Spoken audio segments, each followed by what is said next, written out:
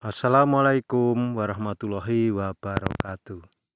Saudara-saudaraku sebangsa setanah air, dimanapun jenengan berada, doa saya semoga jenengan yang nyimak video ini senantiasa diberi kesehatan, diberi keberkahan, rezekinya lancar, semua urusan dipermudah, dan tetap semangat untuk menjalani hidup.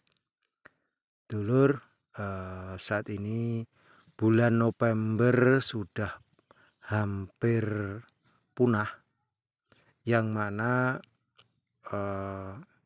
cuaca sudah mulai mendung, bahkan sebagian daerah sudah mulai turun hujan labuh, walaupun hujannya belum sesuai yang diharapkan karena hujannya baru blok-bling, kapan mendung anginnya teko.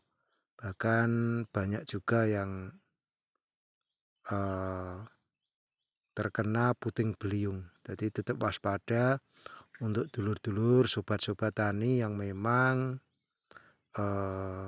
aktivitasnya di luaran, karena untuk saat ini cuaca sangat tidak menentu.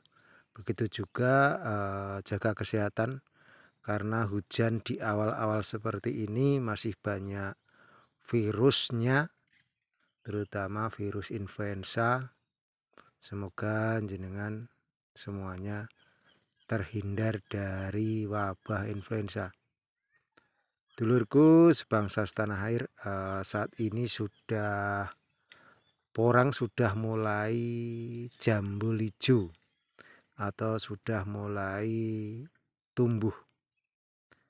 Dan kemarin karena musimnya panas banget dan termasuk musim penghujannya terlambat, jadi untuk bunga spora banyak yang gagal untuk menjadi bunga spora, dalam artian dia tumbuh tapi langsung kering seperti terbakar. Dan juga tidak sedikit lahan-lahan baik di hutan maupun di tanah pemajekan, yang mana karena cuaca sangat panas yang mengalami ladang terbakar. Memang di sisi lain untuk ladang terbakar memang bersih sih, tapi juga tidak sedikit baik itu bunga spora yang terbakar maupun katak yang tertinggal di situ, banyak juga yang terbakar dan gosong, dan ya kemungkinan sudah tidak tumbuh lagi. Begitu juga dulur-dulur yang biasanya tanam bulan 8 akhir atau bulan 9, kalau tahun-tahun sebelumnya sih tumbuhnya bagus, tapi untuk tahun ini yang tanam bulan 8 rata-rata mengalami kering di dalam tanah. Karena untuk saat ini kelihatannya penyakit porang itu semakin banyak, karena banyak juga di dalam tanah itu umbi mengalami penggembosan. Jadi belum tumbuh dia gembos, atau ada juga yang busuk, ada juga yang berjamur putih. Padahal penyakit porang seperti itu tahun-tahun sebelumnya nggak ada. Untuk kemungkinan kalau kita boleh berprediksi lur, berprediksi kan boleh saja. Kemungkinan untuk tahun 2024-2025 harga porang cenderung semakin atau bukan semakin sih, bisa dikatakan lebih bagus daripada tahun 2023 ini.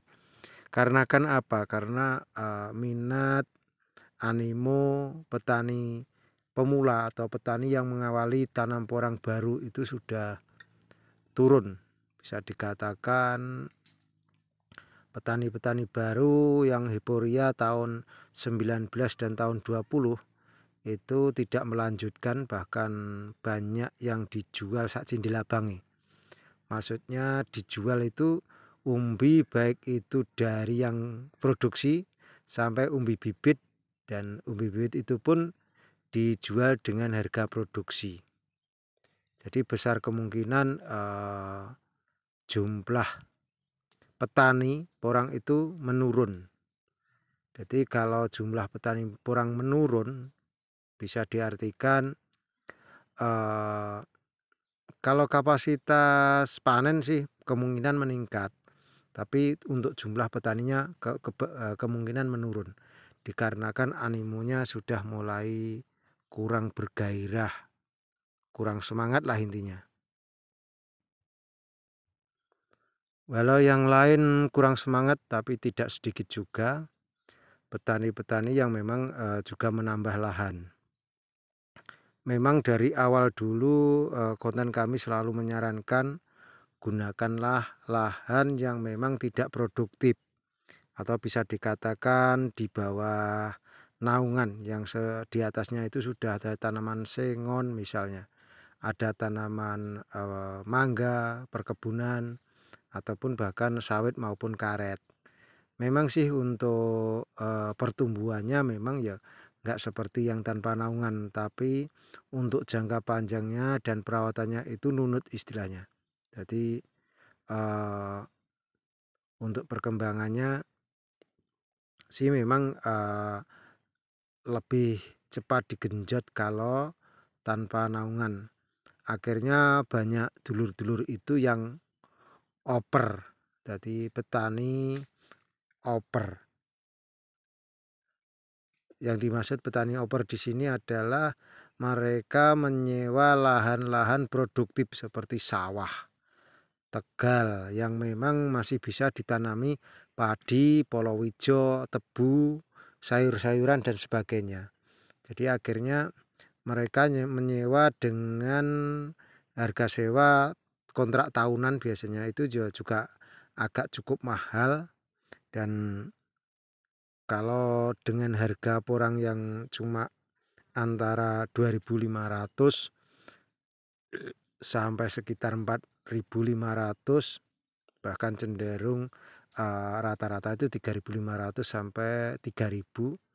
Itu memang kalau dengan lahan yang sewa seperti itu memang juga secara hitung-hitungan nggak dapat. Tapi ketika kita menggunakan lahan-lahan yang sewa kelola, yang di atasnya mungkin yang dekat dengan hutan, di lahan hutan sewa kelola, ataupun yang dekat perkebunan, ataupun kebun sendiri, milik sendiri, yang tanami jati, sengon, dan pepohonan, itu bawahnya bisa dimanfaatkan untuk tanami porang.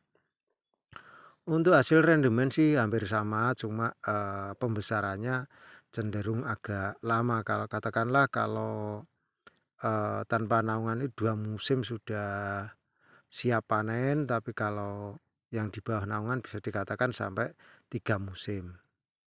Tapi untuk perawatan dan kelembapan cenderung lebih baik yang pakai naungan. Dan untuk biaya pun juga, untuk biaya memang ya lebih bagus yang pakai naungan. Memang kendalanya kalau di pupuk itu biasanya nutrisi pupuk itu memang direbut sama pohon yang lebih gede atau naungannya ya, karena akarnya kan sama-sama hidup di situ. Notabene untuk porang sendiri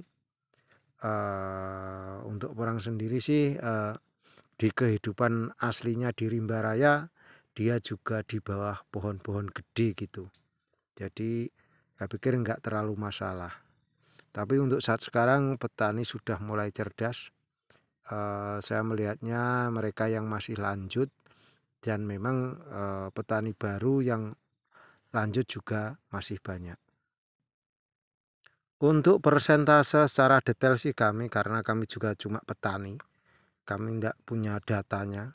Kemarin ada pertanyaan untuk di Jawa petani tinggal berapa persen, Poh. Untuk itu secara detail saya nggak bisa menjawabnya. Banyak juga dengan harga turun, bisa dikatakan bibit murah itu memanfaatkan momen mereka beli bibit yang murah itu untuk tanam seluas-luasnya. Bahkan itu dilakukan menurut informasi itu ada rumah produksi atau pabrik yang melakukan itu. Jadi untuk operasional pabrik-pabrik yang mengolah porang masih lanjut lur. Walaupun untuk 2 bulan 11 ini memang sudah banyak yang nggak beli, tapi untuk home industry kering matahari masih lanjut dan mereka masih melakukan pembelian yang tradisional. Dulur-dulurku sebangsa setanah air, terutama petani porang, semoga di tahun 2024 nanti pertumbuhan porang baik, cuaca juga baik. Untuk harga kita ikuti alur harga saja, jadi nggak usah diprediksi untuk harga tahun 2024 harga berapa.